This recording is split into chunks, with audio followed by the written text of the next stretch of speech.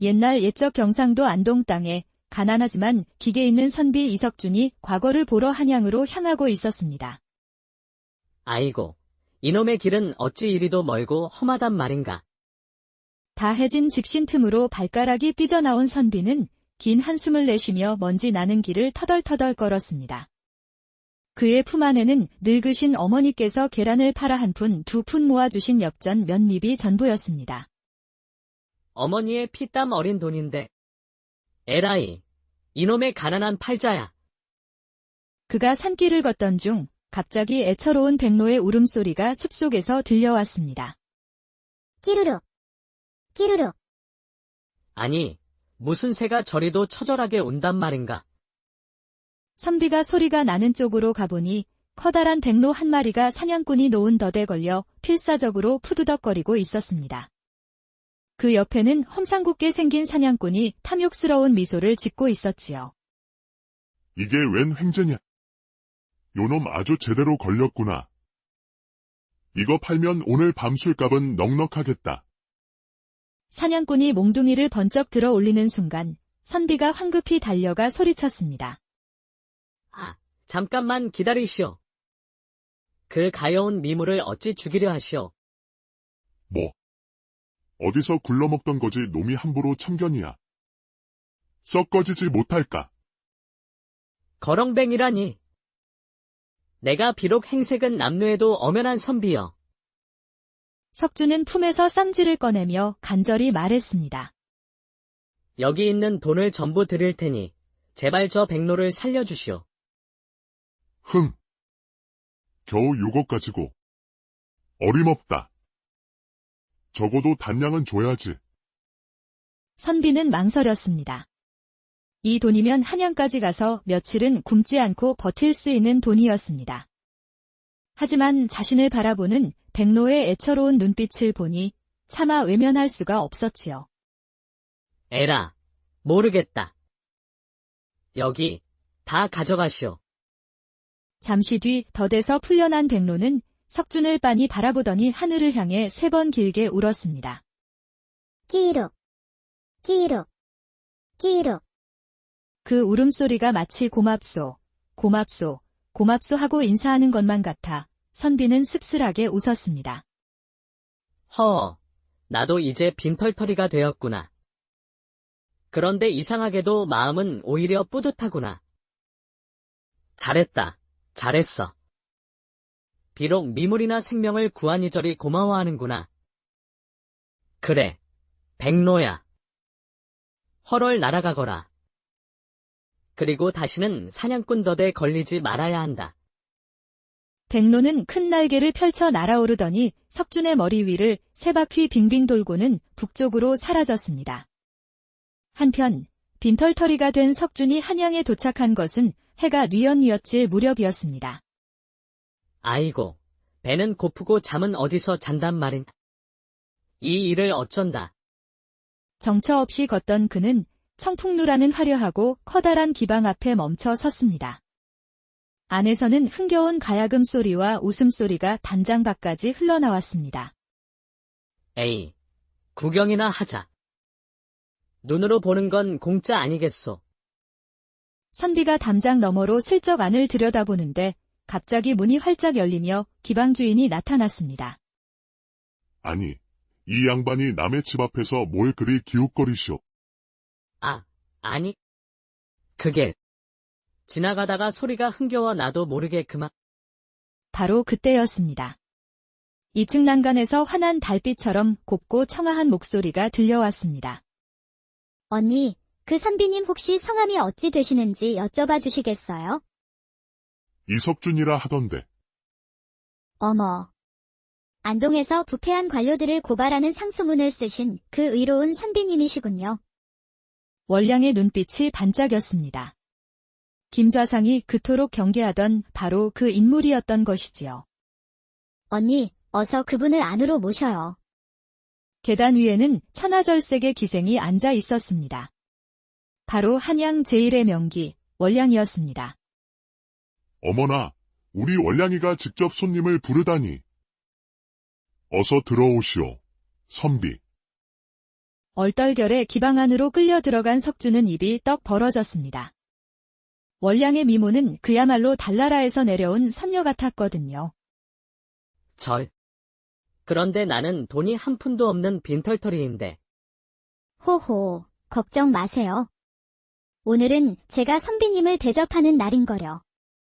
월량이 석준의 손을 잡고 특별실로 안내하자 다른 기생들이 수군거렸습니다.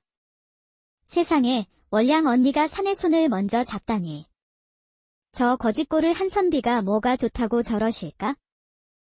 아니, 어찌하여 나 같은 사람에게 이토록 큰 호의를 베푸는 것이오. 월량은 묘한 미소를 지으며 술잔을 따랐습니다. 혹시 안동에서 오신 그 의로운 선비님, 맞으신가요? 헉! 어찌 그것을 아시오? 호호, 김좌상을 비판하는 상소문을 쓰신다는 소문이 이곳 한양까지 파다하답니다. 착한 일을 하신 분께는 복이 돌아온다고 하잖아요. 월량이 석준에게 바짝 다가앉으며 속삭였습니다. 오늘 밤은 제 방에서 주무셔도 괜찮아요. 물론 공짜로요. 뭐라고요? 석준의 얼굴이 잘 익은 홍시처럼 새빨개졌습니다. 이게 무슨 횡재란 말이냐? 설마 꿈은 아니겠지? 하지만 월량의 눈빛 속에는 알 수 없는 깊은 그림자가 어른거리고 있었습니다. 그날 밤, 한양 최고의 기방에서 가난한 선비와 천하명기의 기묘한 인연이 시작되었습니다. 그날 이후, 월량은 매일 밤 석준의 허름한 숙소를 찾아왔습니다. 선비님, 오늘은 어떤 시를 지으셨어요? 아이고, 또 오셨소. 나 같은 놈이 뭐가 좋다고 이리 매일. 월량은 고급 술과 안주를 가져와 밤새 시를 주고받고 술잔을 기울였습니다. 달 아래 벗을 삼아 세월 넘어 만났구나. 한 잔은 그대를 위해, 또 한 잔은 나를 위해. 석준이 즉석에서 시를 읽자 월량의 눈가가 촉촉해졌습니다. 어머나, 선비님. 저를 위해 지으신 시인가요? 아니. 그게. 며칠이 지나자 석준도 월량에게 완전히 마음을 열었습니다. 월량 낭자. 실은 나도 그대가 보고 싶어 하루가 길었소. 정말이세요? 저도 선비님 생각에 하루가 너무나 길게 느껴진답니다. 월량이 기뻐하며 석준의 품에 안겼고 석준의 심장은 터질 듯이 뛰었습니다. 이러면 안 되는데. 그런데 왜 이리 좋은 것인가? 하지만 가끔 월량은 이상한 행동을 보였습니다. 선비님, 과거 시험 준비는 잘 되고 있어요? 혹시 이번에도 김좌상 나리를 비판하는 글을 쓰실 건가요? 그걸 어떻게 아셨소? 호호, 선비님도 참, 안동의 의로운 선비님 소문은 한양 바닥에 모르는 이가 없답니다. 그러던 어느 날 밤, 석준은 희미한 소리에 잠에서 깼습니다. 촛불 아래 월량이 그의 책 보따리를 풀어 글을 하나하나 살피고 있었습니다. 거기서 뭘 찾으시오? 어머, 깜짝이야. 월량이 화들짝 놀라 책을 떨어뜨렸는데 그것은 바로 김좌상의 비리를 비판한 상소문 초안이었습니다. 이런 위험한 글을 왜... 위험하다니요. 이건 정의로운 글일 뿐이요. 선비님, 제발. 이런 글을 쓰시면 정말 큰일 나요. 석준은 마음 한구석에 찜찜함이 남았지만 이미 그녀에게 깊이 빠져 있었습니다. 이튿날 저녁, 밤이 깊도록 월량이 오지 않자 석준은 그녀를 찾아 청풍루로 향했습니다. 기방 안은 이상하리만치 조용했고 기생들은 겁에 질려 수군거렸습니다. 김좌상 나리께서 오셨대. 월량 언니만 따로 부르셨다더라. 석준의 가슴이 철렁 내려앉았습니다. 그는 살금살금 2층으로 올라가 월량의 방문 틈으로 안을 엿보았습니다. 그래서 그 선비 놈이 뭐라 하더냐? 호호, 대감마님. 아무래도 과거 시험에서 대감마님의 업적을 비판하는 글을 쓸 생각인 듯합니다. 역시 내 예상이 맞았구나. 쓸데없이 정의로운 척하는 멍청한 놈. 월량이었습니다. 그토록 다정했던 월량이 자신의 모든 것을 김좌상에게 보고하고 있었던 것입니다. 그 멍청한 놈은 아직도 내가 보낸 첩자인 줄 모르더냐. 네, 저를 진심으로 연모하고 있는 것 같습니다. 월량의 비웃음 소리에 석주는 심장이 찢어지는 듯 했습니다. 이럴 수가. 나를 속였구나. 모든 것이 거짓이었어. 잘했다. 계속해서 그놈을 감시하거라. 오늘 밤은 여기서 자고 가겠다.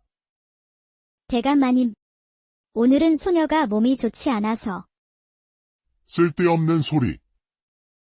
어서 옷고름이나 풀거라. 석주는 주먹을 불끈 쥐었습니다. 하지만 이상하게도 월량의 손은 미세하게 떨리고 있었고 그 눈에는 눈물이 맺혀 있었습니다. 김좌상이 나가고 월량이 혼자 남자, 그녀는 갑자기 흐느껴 울기 시작했습니다. 석준나리. 미안해요. 정말 미안해요. 석주는 혼란스러웠습니다. 대체 무엇이 진실이고 무엇이 거짓인지 알 수 없었습니다. 사랑해요. 진심으로 사랑하는데 왜 하필 당신이어야만 했을까요? 월량의 독백에 석준의 발이 그 자리에 얼어붙고 말았습니다. 며칠 뒤 과거 시험날이 밝았습니다.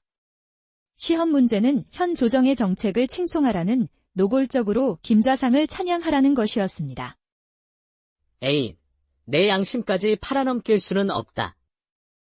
석주는 결국 김좌상의 부패와 백성의 고통을 신랄하게 비판하는 글을 써 내려갔습니다. 그날 밤 지친 몸으로 돌아온 석준의 방문 앞에서 월량이 기다리고 있었습니다. 오늘 밤 제 방으로 와주시겠어요? 드릴 말씀이 있어요. 월량의 방문이 닫히자마자 석준이 먼저 물었습니다. 묻겠소. 당신은 정말 김좌상의 앞잡이요. 네, 맞아요. 하지만 오늘 거짓을 고했어요. 선비님께서 아무 일 없이 시험을 잘 치렀다고. 왜 그런 위험한 짓을 한 것이오? 모르겠어요. 처음엔 분명 감시하려 접근했는데 어느새 선비님께서 다치시는 게 두려워졌어요. 월량, 나도 마찬가지요. 당신이 날 속인 걸 알면서도 미워할 수가 없었소. 두 사람의 거리가 가까워지고 월량의 떨리는 손이 석준의 도포끈을 풀었습니다. 선비님, 오늘 밤만은 모든 것을 잊고 싶어요. 바로 그 순간 방문이 쾅 하고 부서지듯 열렸습니다. 이런 더러운 것들. 지금 뭐하는 짓이냐? 김좌상이 부하들을 거느리고 들이닥친 것입니다. 이놈이 과거 시험장에서 나를 모함하는 역모에 글을 썼다. 당장 저놈의 목을 쳐라. 잠깐. 이분은 아무 잘못이 없어요. 정의로운 글을 썼을 뿐입니다. 좋다. 내년이 감히. 그렇다면 내년의 정체를 만천하에 까발려 주마. 모두 들어라. 이년은 3년 전 역모로 죽은 이춘삼 정승의 딸, 이월이다. 기방안이 발칵 뒤집혔습니다. 석준 역시 충격을 받아 월량을 바라보았습니다. 월량, 그게 사실이요. 네. 제가 바로 이춘삼 정승의 딸, 이월입니다. 내가 그 아비를 역모로 몰아 죽이고 그 딸년을 기생으로 만들어 내 수족으로 부렸지. 군졸들이 달려들어 두 사람을 포박했습니다. 선비님, 죄송해요. 다 저 때문에. 차가운 감옥, 월량이 모든 것을 털어놓았습니다. 아버지의 복수를 위해 3년간 기회를 엿보았다고. 처음엔 선비님을 이용하려 했어요. 하지만 어느새 진심으로 사랑하게 되었어요. 걱정 마시오, 월량. 당신을 만난 것은 내 생애 가장 큰 행복이었소. 바로 그때 감옥 창살 너머로 익숙한 울음소리가 들렸습니다. 끼루룩, 끼루룩. 3년 전 석준이 구해준 바로 그 백로였습니다. 백로는 감옥을 지키던 옥졸, 박첨지의 술병을 낚아채 달아났습니다. 아이고, 내 술. 이놈의 새 도둑놈아, 거기 서라. 백로는 박첨지를 김저상의 서재로 이끌었고 그곳에서 박첨지는 김저상의 모든 비리가 담긴 비밀 장부를 발견했습니다. 아이고 맙소사. 이춘삼 대감은 역적이 아니었구나. 이 모든 것이 김좌상의 계략이었어. 박첨지가 감옥으로 돌아와 이 사실을 알리려던 찰나 어둠 속에서 한 여인이 나타났습니다. 월향아, 어머니. 바로 이춘삼 정승의 정실 부인이자 월량의 친어머니였습니다. 선비나리, 이제 모든 것을 밝힐 때가 왔습니다. 그녀는 지난 10년간 김좌상을 몰락시키기 위해 준비한 거대한 계획을 털어놓았습니다. 남편의 죽음조차 그 계획의 일부였다고. 내일 새벽, 암행어사가 모든 증거를 가지고 한양에 도착할 것입니다. 다음 날 새벽, 한양 거리가 발칵 뒤집혔습니다. 어명이다. 역적 김좌상을 즉시 체포하라. 암행어사 박문수가 마패를 높이 들었고 김좌상은 비참한 모습으로 끌려갔습니다.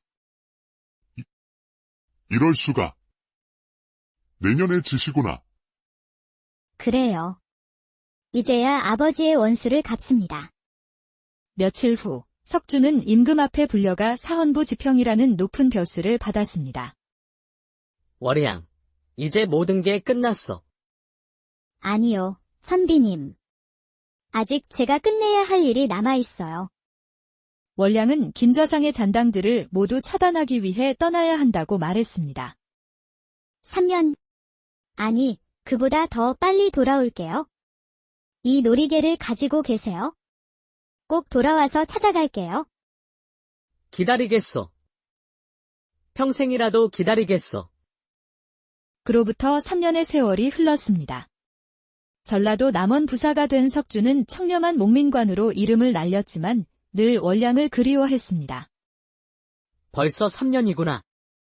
월양, 대체 어디에 있는 것이오? 그러던 어느 날 동원 지붕 위에서 하얀 백로 한 마리가 그를 바라보고 있었습니다. 너로구나. 오랜만이구나. 백로는 마치 따라오라는 듯 남원의 광안로 쪽으로 날아갔습니다. 매화가 만발한 광안로 정자, 석주는 익숙한 뒷모습을 발견했습니다. 월양, 여인이 천천히 돌아섰습니다. 3년 전보다 더 성숙하고 아름다워진 월량이었습니다. 선비님. 아니, 사또 나리. 제 놀이개를 찾으러 왔어요. 석주는 말문이 막힌 채 꿈에 그리던 여인을 와락 껴안았습니다. 왜 이제야 온 것이오? 3년이 30년 같았소. 이제 모든 일이 끝났어요. 이제는 정말 자유해요. 한 달 후, 남원에서는 성대한 혼례가 열렸습니다. 하늘에는 수십 마리의 백로가 날아와 마치 춤을 추듯 두 사람의 앞날을 축복해 주었습니다. 월양, 다시는 내 곁을 떠나지 않겠다고 약속하시오. 네, 사또 나리. 이제는 평생 나리 곁에서 함께 할게요. 선한 마음은 반드시 선한 결실을 맺는 법. 석준이 베푼 작은 자비가 세상을 바로잡고 옛날 옛적 경상도 안동 땅에 가난하지만 기계 있는 선비 이석준이 과거를 보러 한양으로 향하고 있었습니다. 아이고, 이놈의 길은 어찌 이리도 멀고 험하단 말인가. 다해진 집신 틈으로 발가락이 삐져나온 선비는 긴 한숨을 내쉬며 먼지 나는 길을 터덜터덜 걸었습니다. 그의 품 안에는 늙으신 어머니께서 계란을 팔아 한 푼, 두 푼 모아주신 엽전 몇 립이 전부였습니다. 어머니의 피땀 어린 돈인데. 에라이, 이놈의 가난한 팔자야. 그가 산길을 걷던 중 갑자기 애처로운 백로의 울음소리가 숲속에서 들려왔습니다. 끼루룩. 끼루룩. 아니, 무슨 새가 저리도 처절하게 온단 말인가. 선비가 소리가 나는 쪽으로 가보니 커다란 백로 한 마리가 사냥꾼이 놓은 덫에 걸려 필사적으로 푸드덕거리고 있었습니다. 그 옆에는 험상궂게 생긴 사냥꾼이 탐욕스러운 미소를 짓고 있었지요. 이게 웬 횡재냐? 요놈 아주 제대로 걸렸구나. 이거 팔면 오늘 밤 술값은 넉넉하겠다. 사냥꾼이 몽둥이를 번쩍 들어 올리는 순간 선비가 황급히 달려가 소리쳤습니다. 아, 잠깐만 기다리시오. 그 가여운 미물을 어찌 죽이려 하시오. 뭐? 어디서 굴러먹던 거지 놈이 함부로 참견이야. 썩 꺼지지 못할까? 거렁뱅이라니.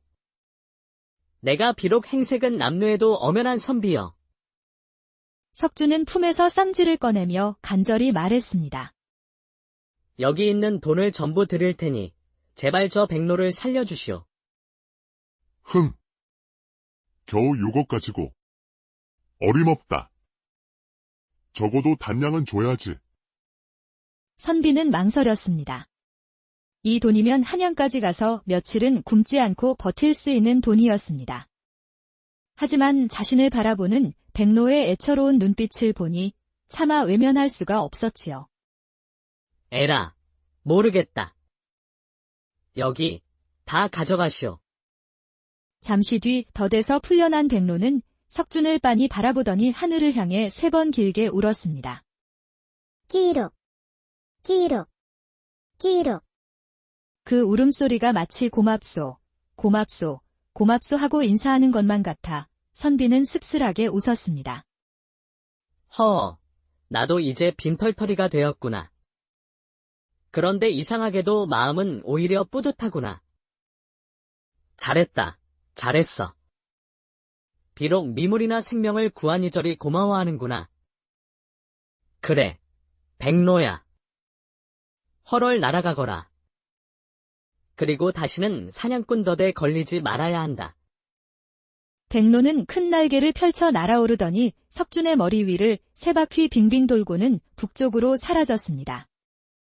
한편 빈털터리가 된 석준이 한양에 도착한 것은 해가 뉘엿뉘엿질 무렵이었습니다. 아이고, 배는 고프고 잠은 어디서 잔단 말인. 이 일을 어쩐다. 정처 없이 걷던 그는 청풍루라는 화려하고 커다란 기방 앞에 멈춰 섰습니다. 안에서는 흥겨운 가야금 소리와 웃음소리가 단장 밖까지 흘러나왔습니다. 에이, 구경이나 하자. 눈으로 보는 건 공짜 아니겠소. 선비가 담장 너머로 슬쩍 안을 들여다보는데 갑자기 문이 활짝 열리며 기방 주인이 나타났습니다. 아니, 이 양반이 남의 집 앞에서 뭘 그리 기웃거리시오. 아, 아니. 그게 지나가다가 소리가 흥겨워 나도 모르게 그만. 바로 그때였습니다. 2층 난간에서 환한 달빛처럼 곱고 청아한 목소리가 들려왔습니다. 언니, 그 선비님 혹시 성함이 어찌 되시는지 여쭤봐 주시겠어요? 이석준이라 하던데. 어머. 안동에서 부패한 관료들을 고발하는 상소문을 쓰신 그 의로운 선비님이시군요. 월량의 눈빛이 반짝였습니다. 김좌상이 그토록 경계하던 바로 그 인물이었던 것이지요. 언니, 어서 그분을 안으로 모셔요. 계단 위에는 천하절색의 기생이 앉아 있었습니다. 바로 한양 제1의 명기, 월량이었습니다. 어머나, 우리 월량이가 직접 손님을 부르다니. 어서 들어오시오, 선비.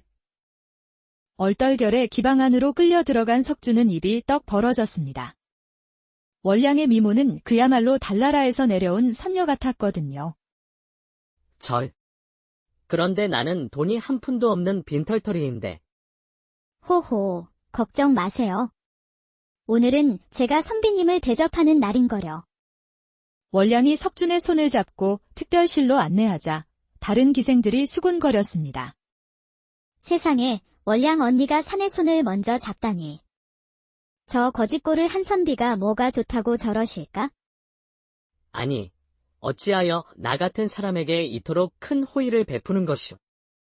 월량은 묘한 미소를 지으며 술잔을 따랐습니다. 혹시 안동에서 오신 그 의로운 선비님, 맞으신가요? 헉! 어찌 그것을 아시오? 호호, 김좌상을 비판하는 상소문을 쓰신다는 소문이 이곳 한양까지 타다하답니다. 착한 일을 하신 분께는 복이 돌아온다고 하잖아요. 월량이 석준에게 바짝 다가앉으며 속삭였습니다. 오늘 밤은 제 방에서 주무셔도 괜찮아요. 물론, 공짜로요. 뭐라고요? 석준의 얼굴이 잘 익은 홍시처럼 새빨개졌습니다. 이게 무슨 횡재란 말이냐? 설마 꿈은 아니겠지? 하지만 월량의 눈빛 속에는 알 수 없는 깊은 그림자가 어른거리고 있었습니다. 그날 밤, 한양 최고의 기방에서 가난한 선비와 천하명기의 기묘한 인연이 시작되었습니다. 그날 이후, 월량은 매일 밤 석준의 허름한 숙소를 찾아왔습니다. 선비님, 오늘은 어떤 시를 지으셨어요? 아이고, 또 오셨어.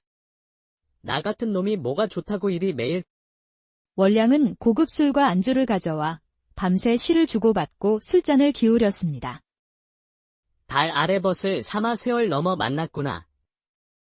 한 잔은 그대를 위해, 또 한 잔은 나를 위해. 석준이 즉석에서 시를 읽자 월량의 눈가가 촉촉해졌습니다. 어머나, 선비님. 저를 위해 지으신 시인가요? 아니. 그게, 며칠이 지나자 석준도 월량에게 완전히 마음을 열었습니다. 월량 낭자. 실은 나도 그대가 보고 싶어 하루가 길었소. 정말이세요?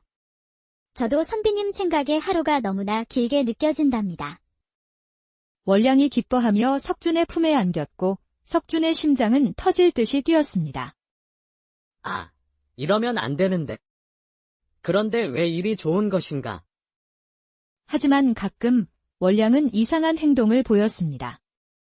선비님, 과거 시험 준비는 잘 되고 있어요? 혹시 이번에도 김자상 나리를 비판하는 글을 쓰실 건가요? 그걸 어떻게 아셨소? 호호, 선비님도 참, 안동의 의로운 선비님 소문은 한양 바닥에 모르는 이가 없답니다. 그러던 어느 날 밤, 석준은 희미한 소리에 잠에서 깼습니다. 촛불 아래 월량이 그의 책 보따리를 풀어 글을 하나하나 살피고 있었습니다. 거기서 뭘 찾으시오? 어머, 깜짝이야. 월량이 화들짝 놀라 책을 떨어뜨렸는데 그것은 바로 김좌상의 비리를 비판한 상소문 초안이었습니다. 이런 위험한 글을 왜... 위험하다니요. 이건 정의로운 글일 뿐이요. 선비님, 제발. 이런 글을 쓰시면 정말 큰일 나요. 석준은 마음 한구석에 찜찜함이 남았지만 이미 그녀에게 깊이 빠져 있었습니다. 이튿날 저녁, 밤이 깊도록 월량이 오지 않자 석준은 그녀를 찾아 청풍루로 향했습니다. 기방 안은 이상하리만치 조용했고 기생들은 겁에 질려 수군거렸습니다. 김좌상 나리께서 오셨대. 월량 언니만 따로 부르셨다더라. 석준의 가슴이 철렁 내려앉았습니다. 그는 살금살금 2층으로 올라가 월량의 방문 틈으로 안을 엿보았습니다. 그래서 그 선비 놈이 뭐라 하더냐? 호호, 대감마님. 아무래도 과거 시험에서 대감마님의 업적을 비판하는 글을 쓸 생각인 듯합니다. 역시 내 예상이 맞았구나. 쓸데없이 정의로운 척하는 멍청한 놈. 월량이었습니다. 그토록 다정했던 월량이 자신의 모든 것을 김좌상에게 보고하고 있었던 것입니다. 그 멍청한 놈은 아직도 내가 보낸 첩자인 줄 모르더냐. 네, 저를 진심으로 연모하고 있는 것 같습니다. 월량의 비웃음 소리에 석준은 심장이 찢어지는 듯 했습니다. 이럴 수가. 나를 속였구나. 모든 것이 거짓이었어. 잘했다. 계속해서 그놈을 감시하거라.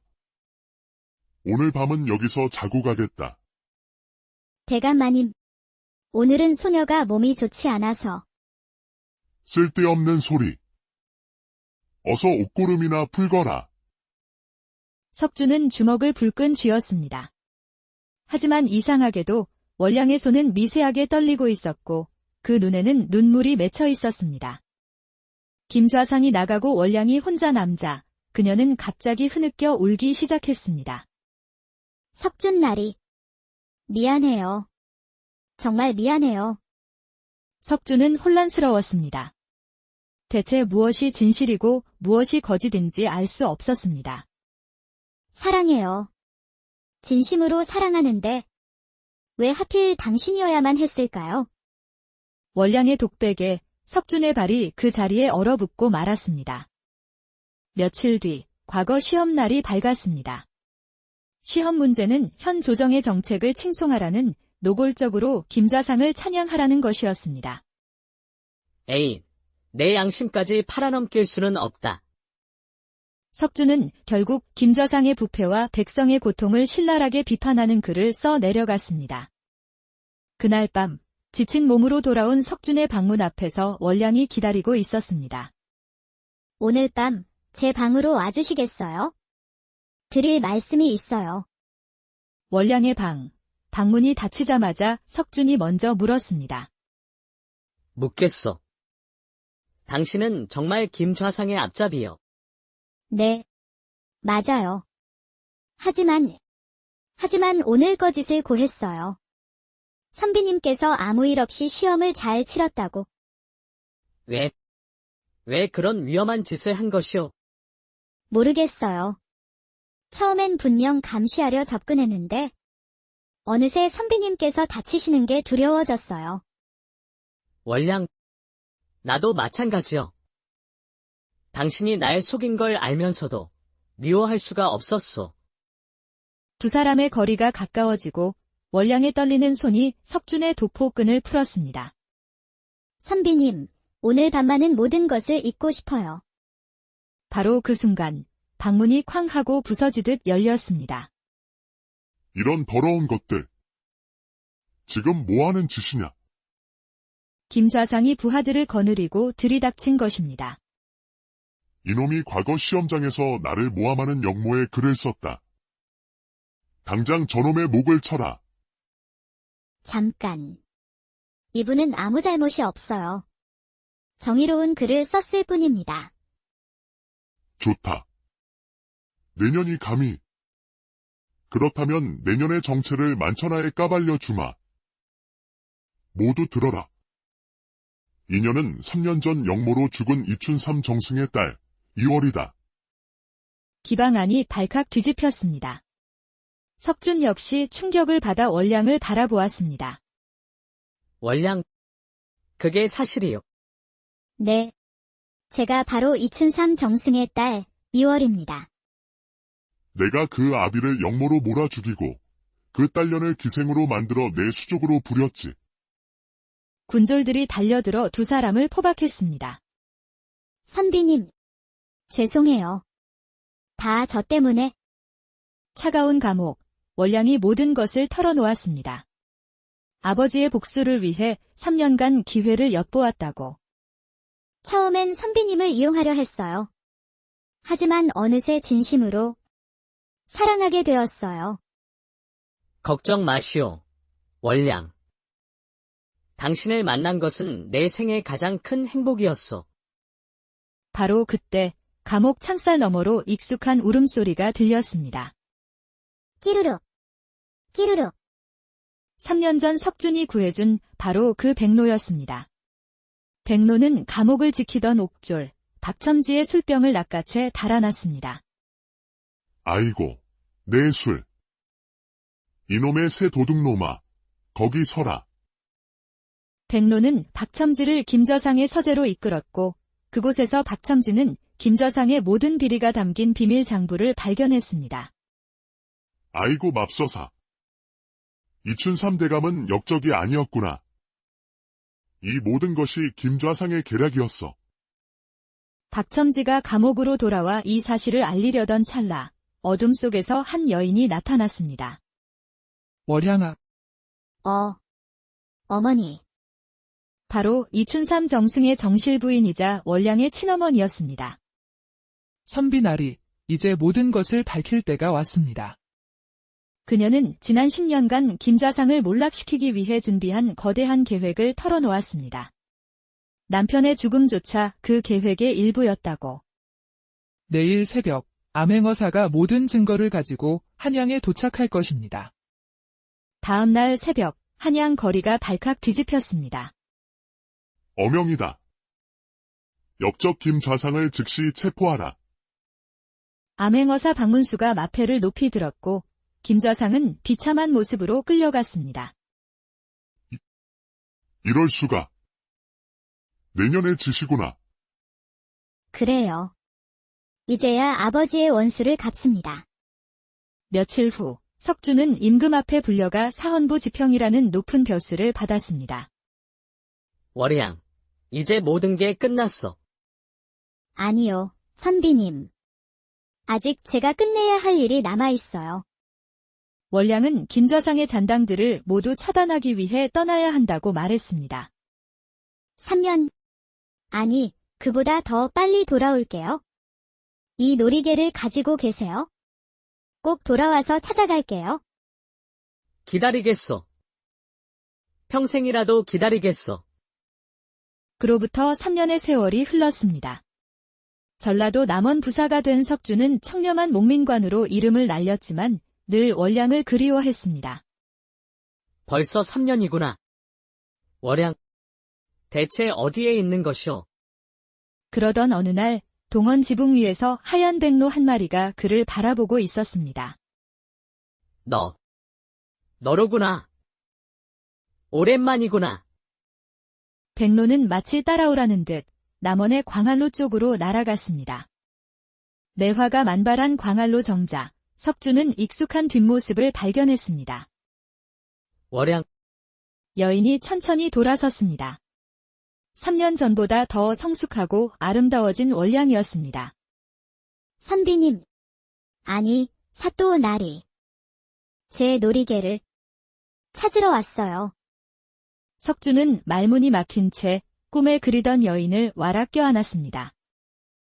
왜 이제야 온 것이오? 3년이 30년 같았소. 이제 모든 일이 끝났어요. 이제는 정말 자유해요. 한 달 후 남원에서는 성대한 혼례가 열렸습니다. 하늘에는 수십 마리의 백로가 날아와 마치 춤을 추듯 두 사람의 앞날을 축복해 주었습니다. 월양, 다시는 내 곁을 떠나지 않겠다고 약속하시오. 네, 사또 나리. 이제는 평생 나리 곁에서 함께 할게요.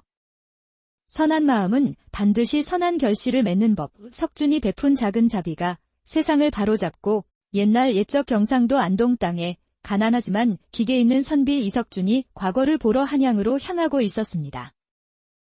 아이고, 이놈의 길은 어찌 이리도 멀고 험하단 말인가. 다해진 집신 틈으로 발가락이 삐져나온 선비는 긴 한숨을 내쉬며 먼지 나는 길을 터덜터덜 걸었습니다. 그의 품 안에는 늙으신 어머니께서 계란을 팔아 한 푼, 두 푼 모아주신 엽전 몇 입이 전부였습니다. 어머니의 피땀 어린 돈인데. 에라이, 이놈의 가난한 팔자야. 그가 산길을 걷던 중 갑자기 애처로운 백로의 울음소리가 숲속에서 들려왔습니다.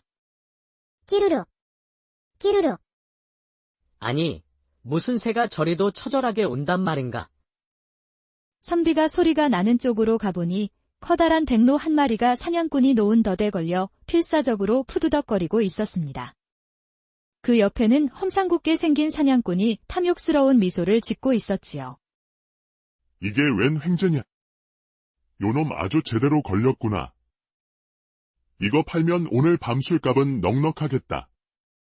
사냥꾼이 몽둥이를 번쩍 들어 올리는 순간 선비가 황급히 달려가 소리쳤습니다.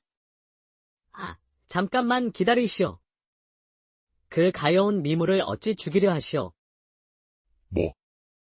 어디서 굴러먹던 거지 놈이 함부로 참견이야. 썩 꺼지지 못할까? 거렁뱅이라니. 내가 비록 행색은 남루해도 엄연한 선비여. 석주는 품에서 쌈지를 꺼내며 간절히 말했습니다. 여기 있는 돈을 전부 드릴 테니 제발 저 백로를 살려주시오. 흥. 겨우 6억 가지고. 어림없다.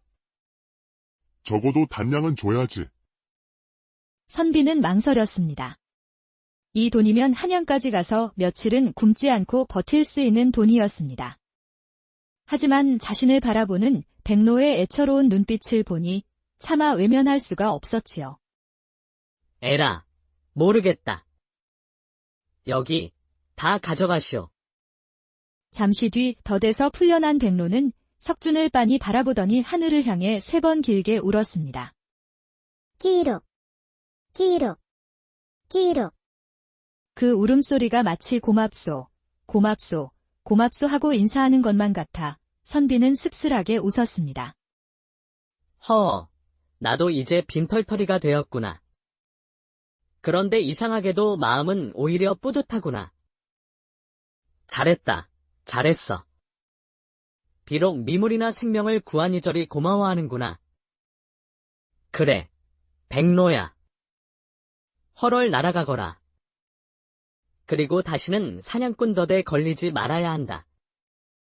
백로는 큰 날개를 펼쳐 날아오르더니 석준의 머리 위를 3바퀴 빙빙 돌고는 북쪽으로 사라졌습니다. 한편 빈털터리가 된 석준이 한양에 도착한 것은 해가 뉘엿뉘엿질 무렵이었습니다. 아이고, 배는 고프고 잠은 어디서 잔단 말인. 이 일을 어쩐다.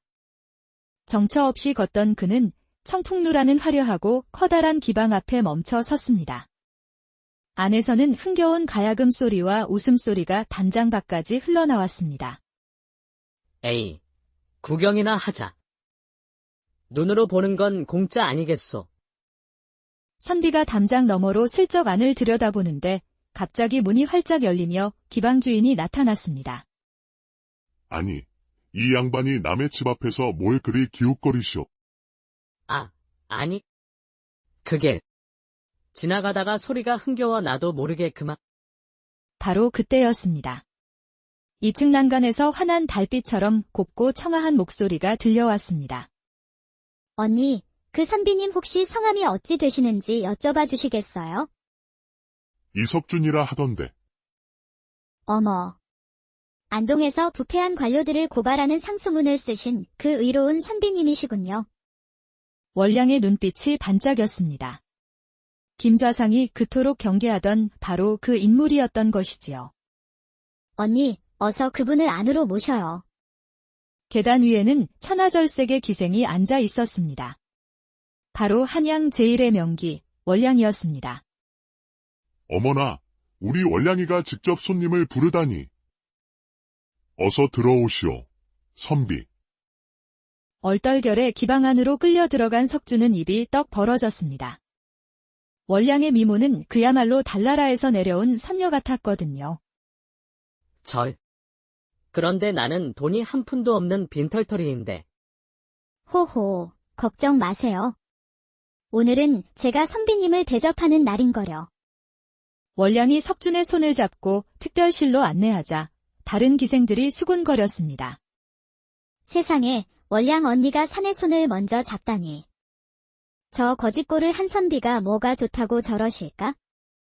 아니, 어찌하여 나 같은 사람에게 이토록 큰 호의를 베푸는 것이오. 월량은 묘한 미소를 지으며 술잔을 따랐습니다. 혹시 안동에서 오신 그 의로운 선비님, 맞으신가요?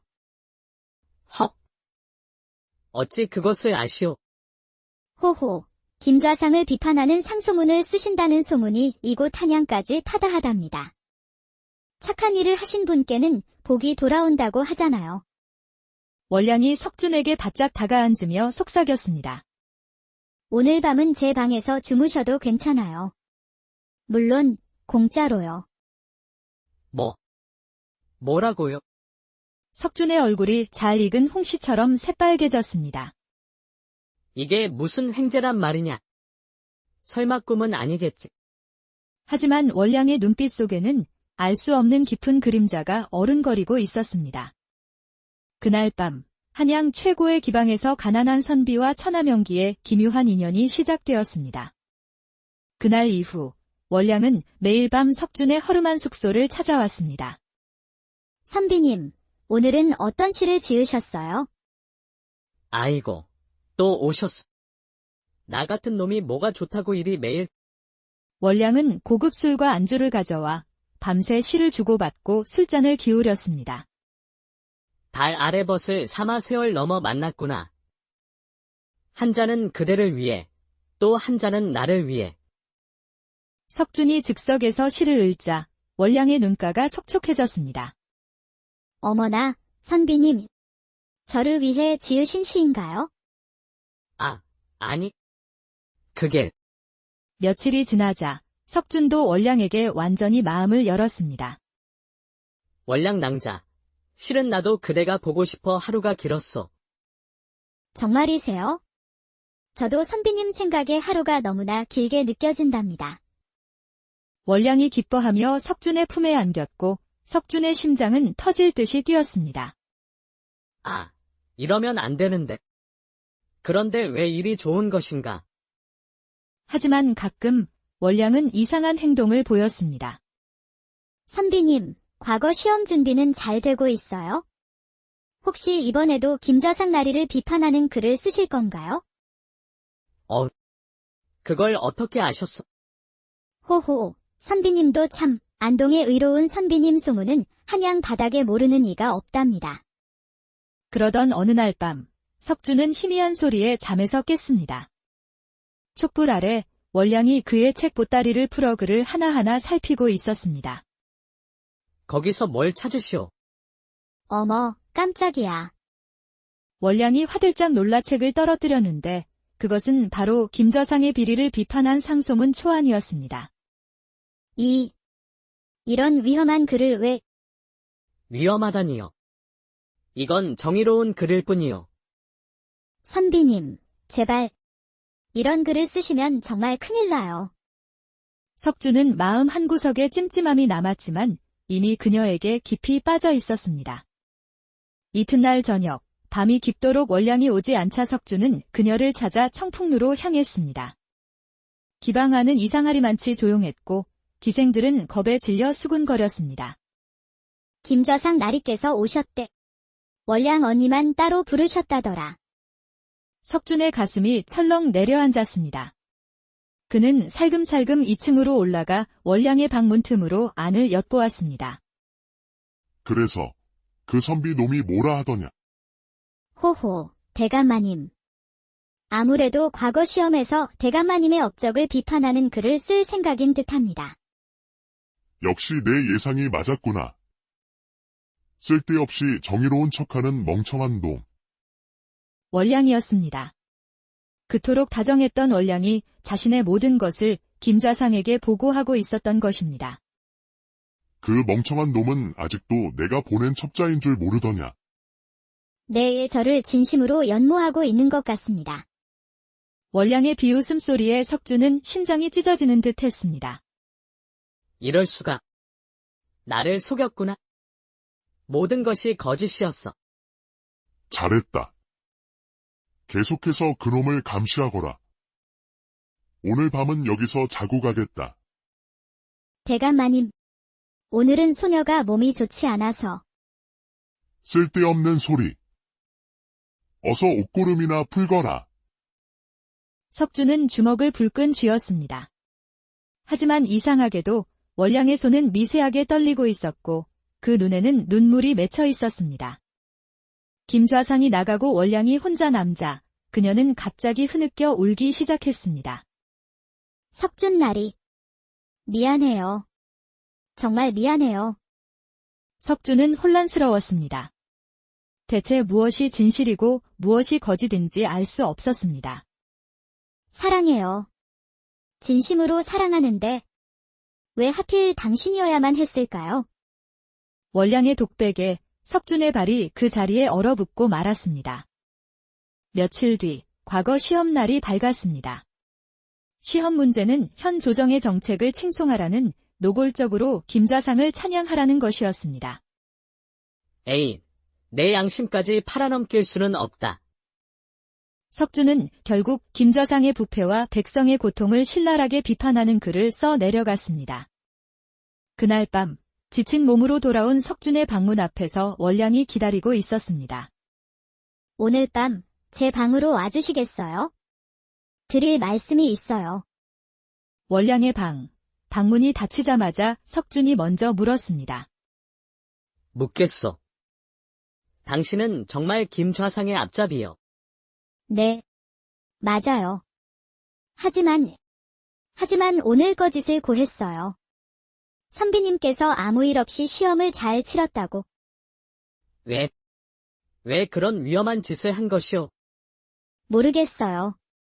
처음엔 분명 감시하려 접근했는데 어느새 선비님께서 다치시는 게 두려워졌어요. 월량, 나도 마찬가지요. 당신이 날 속인 걸 알면서도 미워할 수가 없었소. 두 사람의 거리가 가까워지고 월량의 떨리는 손이 석준의 도포끈을 풀었습니다. 선비님, 오늘 밤만은 모든 것을 잊고 싶어요. 바로 그 순간 방문이 쾅 하고 부서지듯 열렸습니다. 이런 더러운 것들. 지금 뭐하는 짓이냐? 김좌상이 부하들을 거느리고 들이닥친 것입니다. 이놈이 과거 시험장에서 나를 모함하는 역모에 글을 썼다. 당장 저놈의 목을 쳐라. 잠깐. 이분은 아무 잘못이 없어요. 정의로운 글을 썼을 뿐입니다. 좋다. 내년이 감히. 그렇다면 내년의 정체를 만천하에 까발려 주마. 모두 들어라.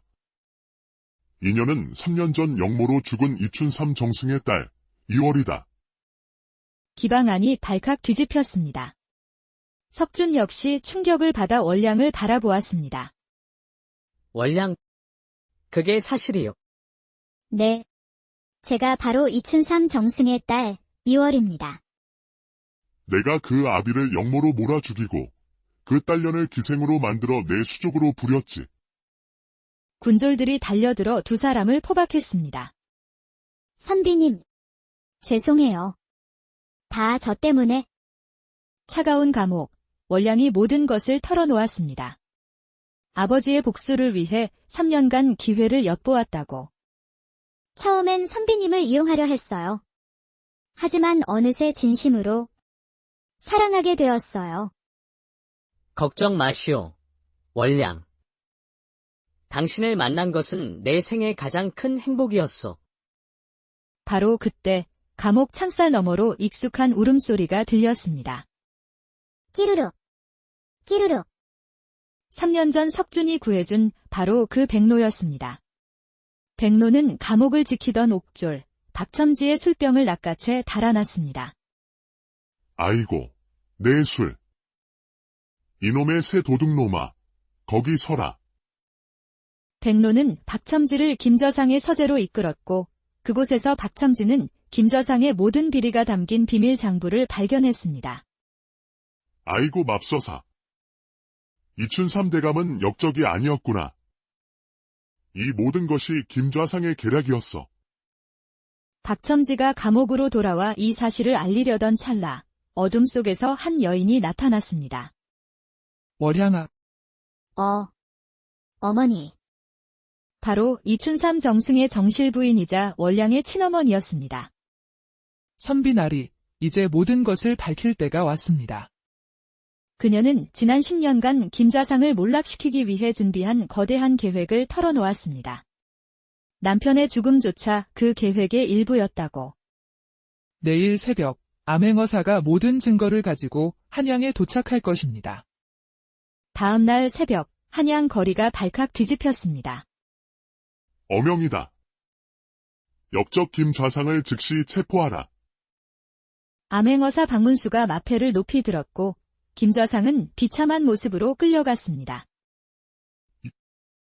이럴 수가. 내년의 짓이구나. 그래요. 이제야 아버지의 원수를 갚습니다. 며칠 후 석준은 임금 앞에 불려가 사헌부 지평이라는 높은 벼슬을 받았습니다. 월량, 이제 모든 게 끝났어.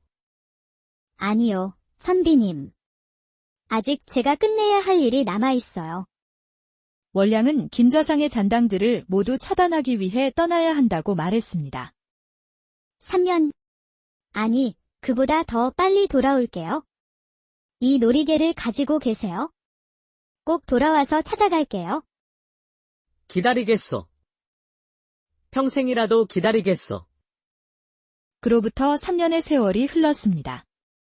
전라도 남원 부사가 된 석준은 청렴한 목민관으로 이름을 날렸지만 늘 월량을 그리워했습니다.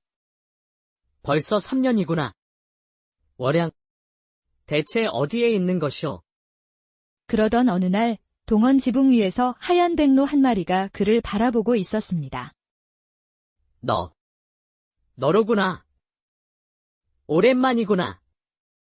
백로는 마치 따라오라는 듯 남원의 광안로 쪽으로 날아갔습니다. 매화가 만발한 광안로 정자, 석주는 익숙한 뒷모습을 발견했습니다. 월양, 여인이 천천히 돌아섰습니다. 3년 전보다 더 성숙하고 아름다워진 월량이었습니다. 선비님. 아니, 사또 나리.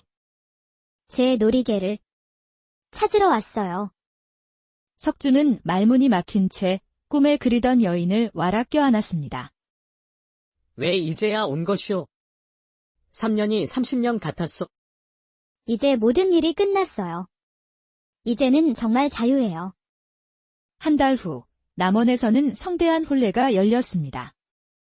하늘에는 수십 마리의 백로가 날아와 마치 춤을 추듯 두 사람의 앞날을 축복해 주었습니다. 월양, 다시는 내 곁을 떠나지 않겠다고 약속하시오. 네, 사또 나리. 이제는 평생 나리 곁에서 함께 할게요. 선한 마음은 반드시 선한 결실을 맺는 법. 석준이 베푼 작은 자비가 세상을 바로잡고 옛날 옛적 경상도 안동 땅에 가난하지만 기계 있는 선비 이석준이 과거를 보러 한양으로 향하고 있었습니다. 아이고, 이놈의 길은 어찌 이리도 멀고 험하단 말인가. 다해진 집신 틈으로 발가락이 삐져나온 선비는 긴 한숨을 내쉬며 먼지 나는 길을 터덜터덜 걸었습니다. 그의 품 안에는 늙으신 어머니께서 계란을 팔아 한 푼, 두 푼 모아주신 엽전 몇 입이 전부였습니다. 어머니의 피땀 어린 돈인데. 에라이, 이놈의 가난한 팔자야. 그가 산길을 걷던 중 갑자기 애처로운 백로의 울음소리가 숲속에서 들려왔습니다. 끼루룩. 끼루룩. 아니, 무슨 새가 저리도 처절하게 운단 말인가. 선비가 소리가 나는 쪽으로 가보니 커다란 백로 한 마리가 사냥꾼이 놓은 덫에 걸려 필사적으로 푸드덕거리고 있었습니다. 그 옆에는 험상궂게 생긴 사냥꾼이 탐욕스러운 미소를 짓고 있었지요. 이게 웬 횡재냐? 요놈 아주 제대로 걸렸구나.